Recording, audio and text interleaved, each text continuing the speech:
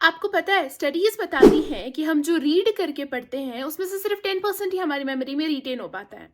तो अगर आपको भी एनसीईआरटी की रीडिंग लगाकर कुछ समझ नहीं आ रहा है, कुछ रिटेन नहीं हो पा रहा है, तो आप अकेले नहीं हैं।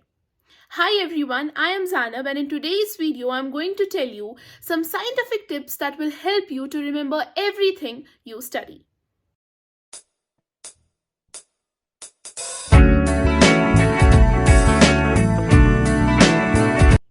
Tip number 1, learn with visual aids. आपको पता है स्टडी सजेस्ट करती है कि 50% चीज़ें जिनको हम देखते और सुनते साथ में हैं उन्हें हम रिटेन कर पाते हैं। तो जबकि साइंस की सबसे डिफिकल्ट टॉपिक्स है, चाहे वो ह्यूमन रिप्रोडक्शन का हो, चाहे वो कलरफुल आई का क्यों ना हो, या चाहे रिफ्लेक्शन और रिफ्रैक्शन का हो, अगर आप उन्हें विजुअल कॉन्टेक्स्ट में पढ़ोगे, यानी यूट्यूब की ऐसी वीडियोज जिनमें एनिमेशन होता है और पीछे से वॉइस ओवर होता है, ऐसे वीडियो से पढ़ोगे तो आपके उनको रिटर्न करने के चांसेस बढ़ जाएंगे।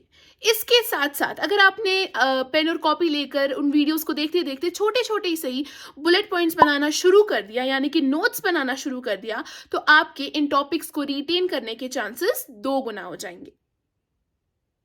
Tip number 2, audio books to the rescue. नहीं, मैं ये नहीं कह रही हूँ कि स्पॉटिफाई का प्रीमियम खरीद के प्रीमियम ऑडियो बुक्स को सुनो सब्जेक्ट को समझने के लिए, बल्कि मैं ये कह रही हूँ कि खुद की ऑडियो बुक्स खुद बनाओ। क्या होती है audio books? Just a recording. तो अगर कोई ऐसा क्वेश्चन है जिसका आंसर आपको बार बार याद करने पर भी याद नहीं होता, या कोई ऐसा टॉपिक है जिसे जब आप पढ़ रहे हो तो तब तो समझ आ जाता है लेकिन बाद में याद नहीं रहता, तो उसे रिकॉर्ड कर लो। और अपने फ्री टाइम में जब आप गाने सुन रहे हो, स्कूल जा रहे हो या ट्यूशन जा रहे हो, तो उन 5 से 6 मिनट के ऑडियोज को सुनो। और जब आप बार बार इन ऑडियो बुक्स को सुनोगे तो वो इन्फॉर्मेशन ना तो सिर्फ आपके ब्रेन में अच्छे तरीके से रिटेन हो जाएगी, बल्कि उसे आप कभी भूलोगे भी नहीं। Tip number 3, learn from your mistakes instead of putting the same efforts again. कभी ऐसा हुआ है आपके साथ कि आप सेम ही सिलेबस बार बार पढ़ते रहते हो लेकिन फिर भी आपके नंबर उधर ही अटके रहते हैं? पता है ऐसा क्यों होता है? क्योंकि हम अपनी मिस्टेक्स से नहीं सीखते। फिर से पूरा सिलेबस स्क्रैच से पढ़ने से अच्छा है कि आपने अपने प्रीवियस यूनिट टेस्ट या प्रीवियस एग्जाम में क्या मिस्टेक्स की उनको नोट डाउन करो और उन पे वर्क करो। This is the smart way to read the syllabus that you have already learned but want to score better. Tip number 4, बातें करना तो हम सबको अच्छा लगता है। पता है स्टडी सजेस्ट करती है कि 70 to 80% चीज़ें जो हम कॉन्वर्सेशंस में डिस्कस करते हैं वो हमें रिटेन हो जाती है, और स्पेसिफिकली जब उन चीज़ों के बारे में आप बात कर रहे हो ना कि आप सुन रहे हो। तो अगर कोई ऐसा टॉपिक है जो बहुत डिफिकल्ट लगता है, लेट्स से फोटोसिंथेसिस या क्वाड्रेटिक इक्वेशंस या सरफेस एरियाज एंड वॉल्यूम्स के फॉर्मूले, तो उन्हें कॉन्वर्सेशंस में अपने दोस्तों से फ़ोन पे बात करते करते डिस्कस करो और आप उन चीज़ों को कभी नहीं भूलोगे। टिप नंबर 5, रामबाण इलाज। स्टडीज बोलती है कि 95% इन्फॉर्मेशन जो आप पढ़ाते हो वो आपको याद हो जाती है।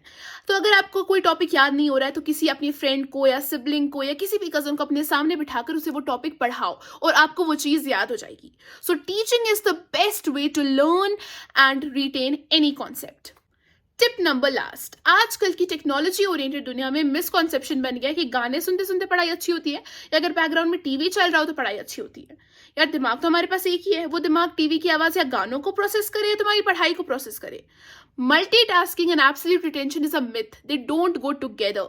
तो अगर कोई ऐसा टॉपिक है जो बहुत डिफिकल्ट लगता है तब गाने मत सुनो। हाँ, अगर कोई ऐसा टॉपिक है जो आप पहले से जानते हो और उसे बस रिवाइज कर रहे हो, तब आप गाने भी सुन सकते हो और बैकग्राउंड में टीवी भी चला सकते हो, लेकिन डिफिकल्ट टॉपिक्स के साथ नहीं।